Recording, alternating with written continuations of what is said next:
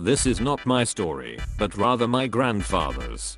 A little background. My grandfather has a very short fuse when it comes to dealing with other people's bullshit. He's sort of mellowed out as he's gotten older, but when he was younger I've been told his temper was legendary. At the time of this story, my grandfather was living on a small farm. Next to his house a raised levee that was made of dirt and covered in loose gravel.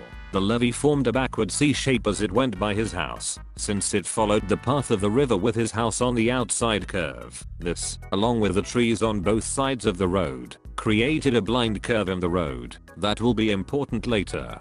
During harvest season, numerous trucks would drive past his house to and from the various farms in the area to pick up produce and take it where it needed to go. A problem arose, however, when the truck drivers started ignoring the posted speed limit 10 to 15 miles per hour and going too fast around the aforementioned curve. This speeding caused the trucks to throw rocks, gravel, and huge clouds of dust down onto my grandfather's house on a daily basis. Naturally, this was quite annoying, as his backyard was getting covered in dust and the rear of his house was being constantly peppered by rocks. First, he tried speaking to the truck drivers themselves, which went nowhere. Then, he tried talking to the owners of the trucking company, which didn't do anything either. He even put up homemade signs on his stretch of the road asking the trucks to slow down, but it was to no avail.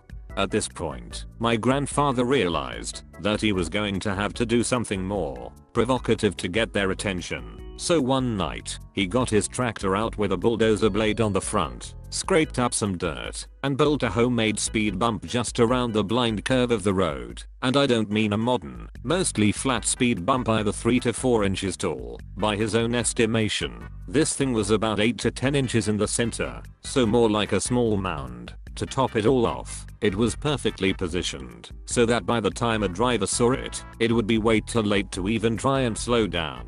He didn't have to wait long to see the results. The very next morning, he was sitting in his kitchen when he heard a loud crashing noise outside. Upon investigating, he found a truck that had fallen right into his trap. It had driven around the curve going way too fast, hit the mound full speed, lost control, and driven straight off the 25-foot levee into a giant olive tree. This completely wrecked the truck, as the tree hadn't budged at all with the impact. The driver, though stunned by the accident, was mostly unharmed and proceeded to have a new asshole ripped by my grandfather over his speeding. As you can imagine, there was no more speeding from those truckers ever again. The cherry on top was that the company that owned the trucks actually had to pay him to use his tractor to pull the truck back onto the road, as the area was too far from town for any tow trucks to come out and no one else in the area had a big enough tractor.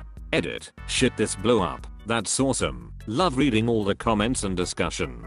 At this point, I'd like to say that what my grandfather did was highly dangerous. As many people have pointed out, he is incredibly lucky that things turned out the way they did. Please don't go and build your own speed bump. Thankfully, we live in a time where it is much easier to hold people accountable for things like speeding and can take people like the truck drivers to court. This is an option that was more than likely was unavailable to my grandfather at the time for many reasons, but mostly due to the fact that he was poor and had to spend 12 to 14 hours a day working at this point. Also, he did take the speed bump down after this incident. I think the results shocked even him a bit as well. Edit 2. For clarification, the truck did not fly through the air into the tree. That would have killed the driver for sure. The truck drove off the levee and only hit the tree after going through a bit of dirt and field. This would, in my opinion, have slowed the truck down a bit before the final impact. Also, the speeds at which these take place at are not normal freeway speeds.